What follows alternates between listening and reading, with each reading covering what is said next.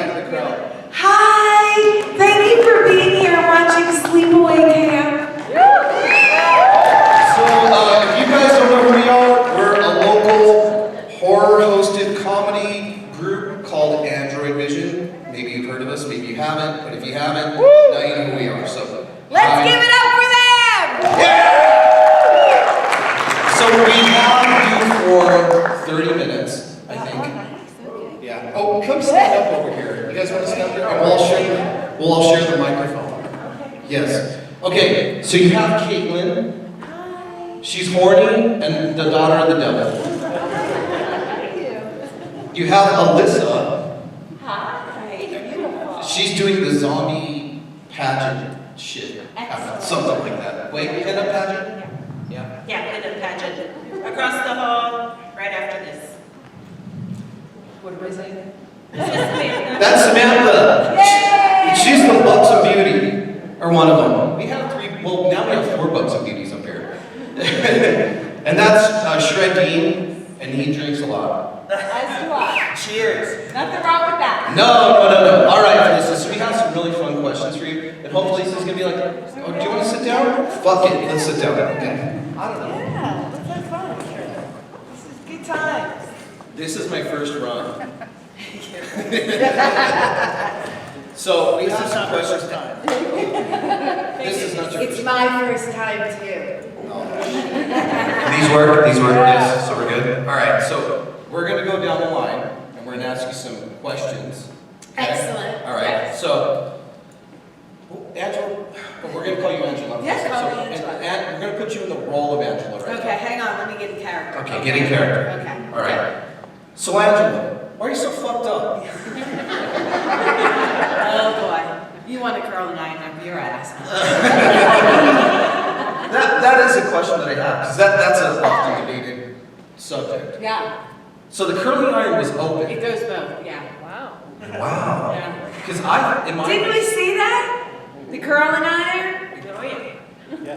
It opens up. Perfect. Yeah. So do you put it in while it's already hot, or do you put it in and heat it up?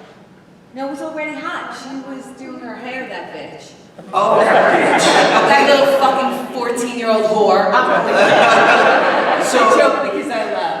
Yeah. I thought the curling iron like pressed down on the top of whatsoever. That's what I do. You know what I mean? What do y'all think? I mean, it was a nice double. Yeah. All right. Okay. Cool. So yes. All right. So that was question one. Wow. Yes. I never got this in depth about the curling iron and Judy's vagina and asshole. Wait, are there kids here? Wait. How many kids are here? Raise your hand. I'm so sorry. Plug your ears. Plug your ears. But I love you. All right. So They just watched the movie, they should know what they're getting themselves into. yeah, like we had to edit out dicks in our segment, and I'm like, there's a dick in the movie. Yeah. That's the best part. Yeah, it's our favorite part. Elephant in the room. Elephant in the room. Yeah. Okay. Not like you haven't fucking heard this before. How did they attach the prosthetic penis? Well, originally, Ed French, our amazing effects artist, was molding a penis. And they wanted to put it on me, but then they realized they would have problems because I have boobs and it would be difficult that I'm underage. So they decided to make a mask of my face and find an 18-year-old boy. And so they went around town and looked for this teenage boy at some of the local colleges. Like, they were in a big white van rolling down the windows. I'm not even kidding. And they were like, we've got $250. Want to be naked wearing a girl's mask? And one boy was like, sure. And they shaved him down, put the mask on. He drank a bottle of Jack and cried the entire night. That sounds like a typical Friday night to me. That sounds like my honeymoon. Sounds like every time I get out of the shower, my wife likes that. So we're, I guess he was a grower, not a shower. Or was it cold in the Let lake? me call him. It was cold in the water. I think it was a decent size. What? That was huge. He was 18. What kind of penises are you I messing with? think he was. Wow. He is neither a grower or a You shower. should trim the bush back a little bit. It was 1982. We all had a big bush.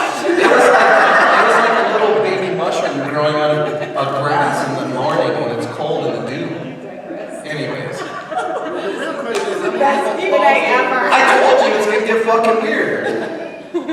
All right, so somebody had a really funny question. What was it? Oh, here you go, Mr. Shredney. Miss Rose. Yes, hi. Hello. In Sleepaway Camp, you played a pecker-packing psychopath, and in Victor Crowley, you played a pill-popping publicist. What is next for Felissa Rose? Oh boy. Well, I did film something really cool last night that I can't share with any of you that will air on Shudder Halloween night. So it's been up 24 hours. So my brain is mush. I just produced a movie called Crust with Alan Ruck, Danny Roebuck, and Sean Whalen. And I have a movie, Time's Up, coming out at the end of this month. Another movie called Dark Circles, late checkout. But it's been an amazing time for independent horror movies. So thank you all for enjoying and supporting these films. We can't do them without you, and I just love you, and I'm grateful for everybody's love and support of these movies. Thank you. So, is this the first time you've been here? No, I was here for Albuquerque Comic-Con in January. That was your first time. That was my first time. So you hear some of the hottest days of the summer that we have here, right? I love it. Do you like dry I weather? like it hot. Do you? Really hot. Really hot, because Yeah. it's Satan's asshole out there right now. It doesn't get no hotter than that. I like the heat. Do you? Yeah, it's a dry heat. That's good heat. Like where you're from originally, it's nice and musty and humid, right? Well, there you go. I mean, it's New Mexico. Do you wear your lovely Zia necklace too? I am, yes. Where did you get that? That was so beautiful. From my friends. I wonder if they're here, Vicky and Joseph. Are they here? Vicky and Joseph? Stand up. Oh. Just pretend like you're here. Just don't, you two stand up. There they are. Just stand up and say, yeah, we're Vicky and They Joseph. brought this to me, and it means a lot to me. And the reason I love conventions is because of the connection.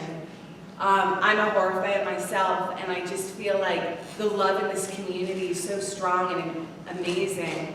I love being here in the middle of like all of the great love that we share. So it means a lot coming to these shows. Give her. So, Zia symbol. It represents a lot of things. I don't know if you're aware of that.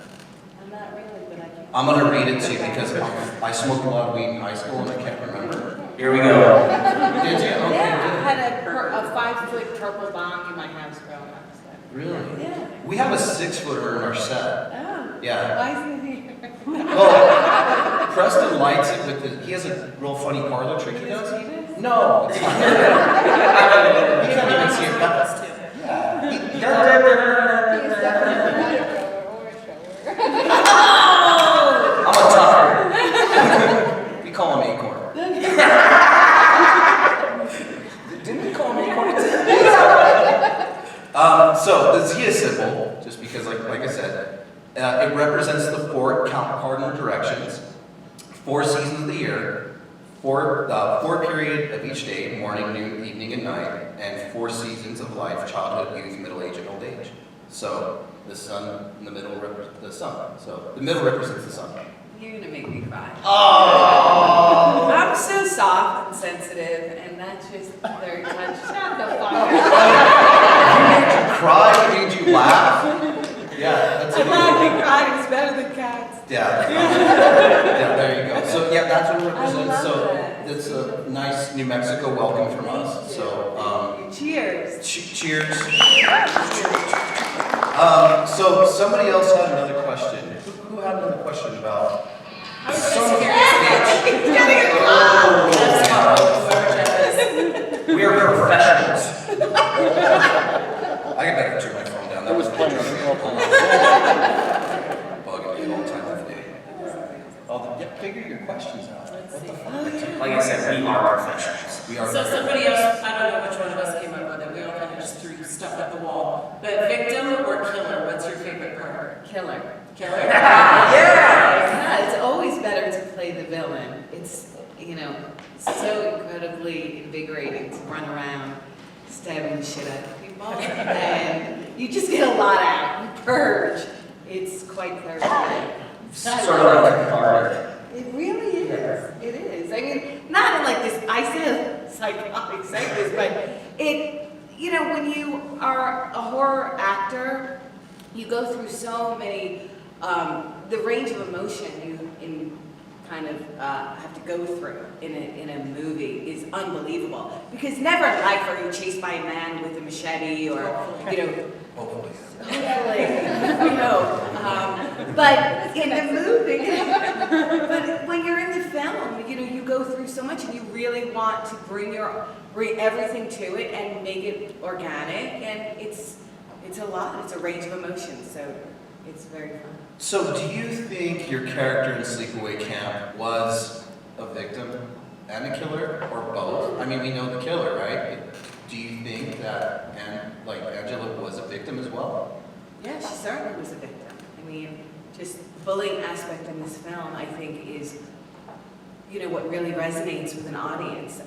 We all felt during our adolescence a little bit awkward and felt like we didn't fit in. So we relate to Angela, I think, on a lot of levels. And it's a great revenge story. The fact that she can get back at these mean people is just sort of satisfying in watching the film. So I have a story of bullying myself. The first time I was ever bullied, I was a little kid, and I had a problem with my mom's milk, and I was constipated, and I was crying. Yeah, I like to do true stories here. And I was crying for the babysitter, and the babysitter didn't know how to help me. And my sister walked up behind me and she says, "This is what he needs." And she stuck a suppository right up my ass. One of my first and I shot it across the room. That's basically what happened. We're going to have a long talk after the beer. That's not funny. I'm sorry. What the fuck? You're laughing at my bully stories. That's not really cool. I'm sorry. I am really sorry that your story was hilarious. So Caitlin has a question, but Yeah. pull the mic to your face. I'm short, even sitting. Yeah. I like the way you hold that mic. Oh, I just can't touch it ever again. Not with your hands. Yeah. Whoa! Peanut gallery. Did you do anything to prepare for the movie? Did you study anything or look into anything to get ready for your role? No. Being 13, and it was my first film, I didn't even understand what it meant to be an actor in a movie. So Robert Hiltig, the writer-director, really tried to talk to me in having me understand how hurt and pained this character was.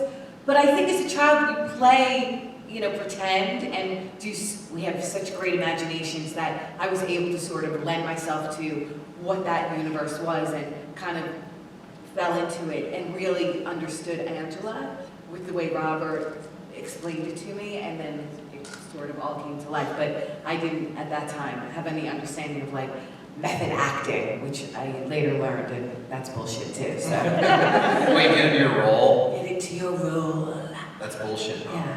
No, I mean, look, it's different for all actors. For me, it's just live in that character, understand who that person is. Read the script. I read it 3 times. The first time I read it for the story. The second time I read it to see what the other characters are saying about my character. And then the third time I read it to sort of really understand where I'm coming from, my perspective as the character. And in all of that, I kind of create the world of who this person is that I'm going to give life to. Sounds like a marriage. Yeah, Yeah. mine too. Yeah. I gotta act my way through it sometimes. I just gotta pretend. Hey, Sometimes we gotta do that. Yeah, but you gotta do what you gotta do. If you're married, God bless you. All right, Sam had an awesome question for you. So, given that you were, given that To you your were face. to my face, we're good. Yeah. Oh no, my has a more penis-y shaped one. I'm kind of. This one's shaped kind of like a That's turtle. more like the Oh, Angela there you penis. go. There you go. Yeah. Look familiar, Preston? You want to tap I that? want to talk about it. Okay, so given that you were 13 in this film, how aware were you of what the movie was about, what was actually going on the script? Did you know that it was a... Yeah. Oh, I was very aware. I was the only actor to receive the full script. None of them had the last 2 pages. So I read it and reread it and spoke to my parents about it. And I was aware of what the content was and who Angela was and what was happening. And it just sounded very unique and original to me. And we hadn't seen that in horror yet. And I was excited to bring this character to life. I mean, I don't know, there was something about, it's like yesterday to me. And it was like, Angela felt like my own little child. And I'm very protective of her. So I cared for her from the day that I read that script. How different were you from Angela's character as a 13-year-old girl? Like, obviously there's some element of She didn't have a dick. Well, I mean, I don't think I had a dick, but Hang on! sorry. This is getting really good. Yeah. So, what part of you did you bring into that? I mean, every actor brings some part of themselves into that. Oh yeah, I mean, I was 13 and incredibly insecure. I felt very socially awkward. I was always like outgoing because that was my way to get through my insecurities. So in order for me to like talk to people, I'd have to like push through, like make jokes and be, you know, really loud and hey, what's up? And I was so scared and shy that I was able to channel that into how I felt when I was sitting, you know, during the scenes in the movie. Okay, cool. And the fucking bitch in the movie that we all hate, the curling iron victim. Judy. Who wears her own name on her shirt. Flat as a board. Okay, so not anymore though. Yeah. Hello. So in real life, how was she? Did she have a problem playing a bitch like that? Okay, so Karen Fields, who plays Judy, is probably the sweetest person you'll ever meet in the world. I do conventions with her now, and I'm always mesmerized by her incredible grace and kindness and sweetness. And her son is trans, and she works for the Trevor Project. And she is just the most giving, loving, amazing soul. So let's give it up for Karen Fields, because that is a serious acting challenge. To be that sweet and beautiful and to portray that whore. She's a really good actress because to make someone hate you that much in a movie, it's like, wow, she did a really good job because we really hated her in the movie, but really love her as an actress. I was just really amazed by that. So we screened the movie a week ago at the Guild. It's a local historic movie theater for, you know, the anniversary and whatnot. And took my wife, and I'm like, wow, what'd you think of the surprise ending? She goes, you didn't know she had a fucking boy from the beginning? I was like, what the fuck? That's And she hadn't seen the film? No, never. And she hadn't read it? No. She goes, obviously. She's a genius! Yeah, where are you? Where is she? There she is. She's right there putting her hands up. Hi, Rachel. We love you! Like this. She reads about, Oh my God, you're genius! she read 90 books in the last year. Yeah, so there you go. That's probably why she got it. Why isn't she sitting up here? It's a good question. Yeah, it's a good question. I don't know, because I'm sitting up here. So, are you cool if we get some audience participation? I love it, of course. We got about 15 minutes left. Before we do that, though, we have a special, and it's a real cheesy, shitty giveaway. Well, I don't know. It's from the heart. Go ahead, Caitlin. So today we had a booth, and walking by our booth, there were 2 little twins walking around. Oh, I love Are they out here? Victoria and So Elizabeth. in our sticker collection, we found both of you, and we would like to give you. I love that! You gotta come up on stage, though. They're amazing. I've been hanging out with them all day. They're so great. Yeah, so, thank you. And we found out that her mother has another set of twins. Amazing. So God Emily's bless here you. too. Emily. Yay, Emily! Thank you. Thank you. Thank you. We appreciate you guys. You're the best. Thank you. They even said it together. I know my wife's go-to is, I have a set of twins. I'm like, this bitch has got 4. 2 sets. Sorry. Got it. So, all right. So we're gonna do, what was that? Somebody called it a game. It's like, what was it? Truth or Dare? No, what was it? Didn't you say that? Spin the ball. It was something. Okay, so we're not even. Oh, Spin the pearl again. let's make a deal. Let's make a Let's deal. make a deal if they got something in there. Yeah, let's make a deal. Yeah. Okay, let's make a deal. So, let me see out there who has a lip piercing. Put your hand up. Oh, what? Lip piercing, too. Okay, how many? Got 1, 2, 3. Okay, LeBray. What if they don't have a question? There's a LeBray. Oh, they're gonna have a fucking question. Well, LeBrays are Wait. different than lip piercings. Is it a LeBray? Well, LeBrays are lower. oh, it's still the lips. Okay, LeBray. LeBray. Yeah, which lips you said that? Okay, all right, great. Okay, who's closest to the age 30? No, who has a lip piercing? That's the LeBray. Who's closest between you two? Who's closest to the age 30 between you two? What? How old are you? This is getting really chaotic. I know, that's what I do. We keep playing it this way. How old are you? I'm about 30. You're 30? I think How old are you? that's closest to 32? All right, Mr. 30, come on up here real quick. Yeah. No, we're gonna call us your life. We're just fucking going with it. Yeah, chaos. That's it. I like chaos. All right, you're gonna have a question first, so you better be prepared. You're on the spot. He's all, Yeah, we'll take the remote mic now. All right, Making up the stairs, making it awkward and quiet. I Sorry. can't hear you, Yeah, Joe. okay. All right. Oh, look at you with your Ron Zombie shirt and your diamond. Hey, what's your name? My name is Sheena. Sheena. Gina. Okay, sorry, I didn't mean to call you Sheena. I'm sorry, Gina. Okay, this is Anna. Keep saying it's Felissa. Sorry, fucking, I'm so bad. Okay. Question. This question is for Terrifier 2. Oh! Yeah! Give it up for Terrifier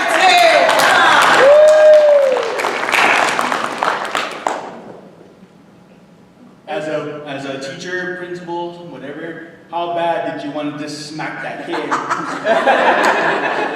Well, I have a good story. So when Damien called me and said, hey, I have this role for you. I live in California, he's in New York. He said, I'd like to fly you out for a day. I have this funny little teacher role. And I thought, oh, okay, that's cool. I had no idea what I was doing. So I landed and he said, okay, here's the script for the day. And I read it and I thought, oh, wow, this is fun. Okay, cool. And as soon as I got there, he said, now really give it to me, He said, what's going on? And I walk over to the kids, I'm like, oh, man, slap them. And he's like, yeah, next time slap them more. And I'm like, oh, okay. What's going on? Next time I'm like, slap, move it! I said, move it! We keep, and like 27 times later, I'm like, dude, am I giving you what you want? Because like, I'm basically beating the shit out of these kids. Like, oh yeah, we already got it. We're just watching behind the monitor laughing our asses off. He's like, no, keep going. It's funny as hell. And I'm like, no! So, yeah, it was super fun acting with those kids and Elliot. He's marvelous. I love the entire Terrifier family. They're just the most amazing group of people, and I'm so grateful to be in that film. Thank you. All right. Let me go through the crowd here. Who's wearing a heavy metal vest? How about go down in the crowd, dude? And look like Oh, you know what? That's a good idea. I didn't even know if this mic went into the crowd. We knew the brains of the operation. Yeah. I'm not the brains. All right, who's wearing a heavy metal He vest? doesn't need them. Well, besides the cameraman right here. Is anybody wearing a heavy metal vest? No? No? Oh, this guy is. But don't shake your head, no. Come on, man. You got a question? There's nothing metal about this vest. It's all right, man. It's close enough. Come on. We're gonna ask a question over here. All right, Miss Felissa Rose. Miss Felissa Rose. Hi. I'm trying to think of a good question here to even ask about this, but how did the movie affect you and your life going forward afterwards? I mean, did you encounter a lot of people who recognized you from the movie, or? No, not at all.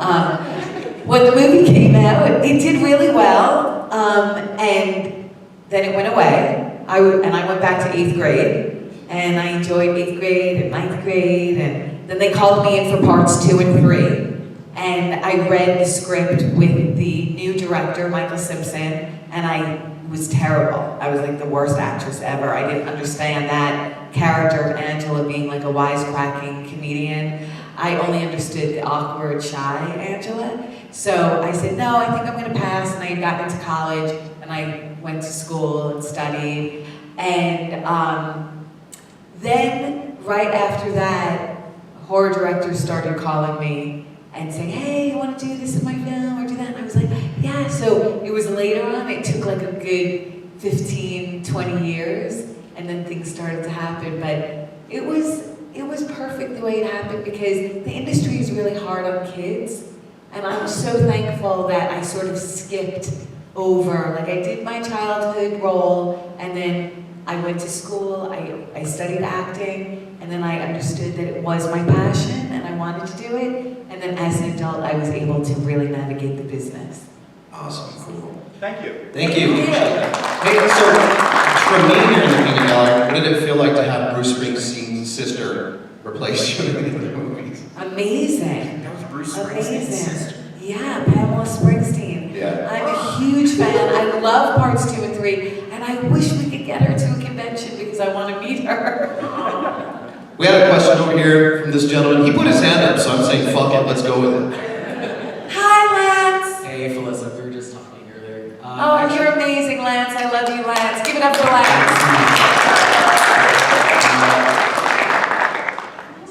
Actually, I had a follow-up question to some of the stuff that we were talking about earlier. I wanted to know what your favorite part of filming the Blaze Halfway to Halloween special was. Oh, so the Boulay brothers. Let's just give it up for the Boulay brothers. I'm so madly in love with them, it's like it hurts. It's just, I told you, they need a restraining order on me. Filming the Halfway to Halloween special with them was like just a true gift, because they directed me, and I'm so blown away by their talent in every aspect. So when I got to set, I didn't really know what I was doing, but they said, oh, we're gonna do this camp thing, and it'll be really funny. And then when I read it, I was laughing my ass off, and the whole day was just glorious. I mean, they're so fun. The crew is amazing, and we just had a really good time. And hopefully, I always feel like when we film something and it's fun on set, that's what's translated onto the screen. So hopefully, if anyone's seen Halfway to Halloween, you can see how much fun we have. I mean, I'm pretty much laughing through my whole skin. I'm like, hey, these motherfuckers are gonna get killed by their parents. Because it was just so fun. And it's beautiful to work with them. They are such lovely, genuine souls. They're great. Awesome. Thank you so much for the question. All right, we got another one right here. I don't know, is it? Both of you? Yeah. All right. So, you met my son earlier, and I had a question, but you were busy. But how do you feel about the youth of this new generation discovering your movies and really finding you to be one of their favorites? Like, my son loves you from Terrifier 2. So how do you feel about the youth discovering your movies now? Okay, first of all, I'm gonna cry. That is so sweet. And that's Marcus? Yes. Hi, Marcus. I mean, that is such a beautiful question and really touches me. Thank you. And you know what? I really attribute the spotlight on the older films to Joe Bob Briggs and James A. Janice, who does the because they've created a platform where the young people can really appreciate and learn about the older films. So it's because of people like the two of them who share these films, and I'm just so grateful that young people appreciate. I see like Marcus and so many young people are loving all of these older movies, so it's great, and I'm blown away by it. I truly am. Thank you. Thank you. I love you, Marcus. Thank you. Marcus actually has a follow-up question. What was your worst filmmaking experience? Oh, that's a great question. That's a great question. So I did a movie called The Perfect House, and unfortunately, the set was just riddled with problems. Although it's a really interesting film, I love the movie. while we were on set, there was a lot going on. The director was very unhappy, and there was a lot of fighting between himself and the other actors. And I had just had a baby, so I brought my 3-month-old, and it was just uncomfortable to be a new mom, and I was playing a mom, and I was playing a mom who had to have her 2 children. I had to make the decision in the film to have my kids kill each other, so it was just uncomfortable having a director who was unhappy, having fighting around me, having my baby there, and it was a really, and normally everything to me, I live for positivity, I live for creating happiness. I want to share happiness with everyone and bring happiness, you know, all around, but that was a really difficult experience, really. You know, it's a testament to you saying that, like, this is the first time I've ever met you in person. The line for your table, the love that you had for each and every person there. You remember everybody's names. And so what you're saying, it's awesome. You're like, oh, she's fucking cool. I mean, not to knock any other guests or anything like that, but there's some guests that are just like, communicate, we talk to you. Well, we've heard you have a reputation for being just very cordial to all your fans, and so we really appreciate that about you. You know what? It's a gift. I mean, like I said, being here is, I am so truly grateful, and I just want to say to all of you, like, I appreciate your time. Like, you take time out of your busy day and your schedule to come over and chat with me, and I just want you to know that means the world to me. Thank you. And I love it. I love hearing your stories. I want to know, like, Z's having a baby, and yay, Z! And, you know, or Lance and I had a really profound and poignant conversation. I mean, it's very special, and I do feel like life is fragile, and it's sadly, you know, it's a quick ride, so let's try to make the best out of it, be kind to each other, and make the most out of it.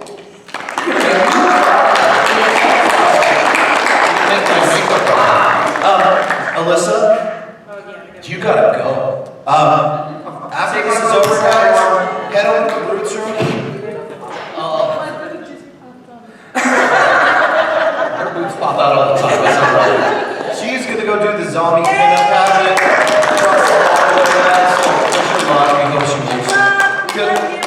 We love you, Alyssa, you buxom babe. Oh, he's got one on his face now, so she's taking off.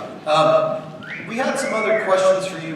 How the follow-up, not the sequels, but Return to Sleepaway Camp, yeah? So that's the other one that Robert went ahead and directed and wrote, I believe. What was your experience like on that one? Oh, amazing.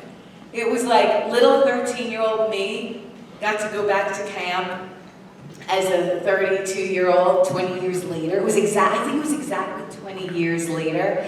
So I was like, oh my gosh, now I can run around camp and be crazy and have fun and do all the things I couldn't because my mom was on set with me the first time. So I was like, party in my cabin, yeah! So it was incredible. It was one of my most favorite experiences ever. Was there any partying in the first one that you remember of? Yeah, I mean, I know the bigger kids and the counselors were all partying. I had a huge crush on Jonathan Tierson, who played Ricky. I was madly in love with him. Sounds like a wife. Really? Yeah. I know. He was a hottie. And I was 13 and he was 17. I was in 8th grade and he was a senior. So one night when we filmed one of the scenes where he's asking me to help him play that game with the ribbons, we went back to his hotel room that night and we made out in his room and then he kicked me out. But I decided in my little 13-year-old head that we were boyfriend and girlfriend. And he said, yeah, we are boyfriend and girlfriend. And it lasted 36 hours. And it was because one of the really hot volleyball girls came and she was like 19. And so he broke my little 13-year-old heart. Oh, so he basically did what the other girl did for real. Like Judy did. Yeah, exactly. What a fucker. Yeah. Sorry, guys. It's okay. I broke his heart when we were like 35. Thank you. You answered one of my questions. I was going to ask if there was any summer romances on set. You just answered my question right there. Yeah, I was obsessed with him. I loved him for so long. All right, guys, that's it with Felissa. Thank you for being here. Thank you. Thank you. And we love you, as we say in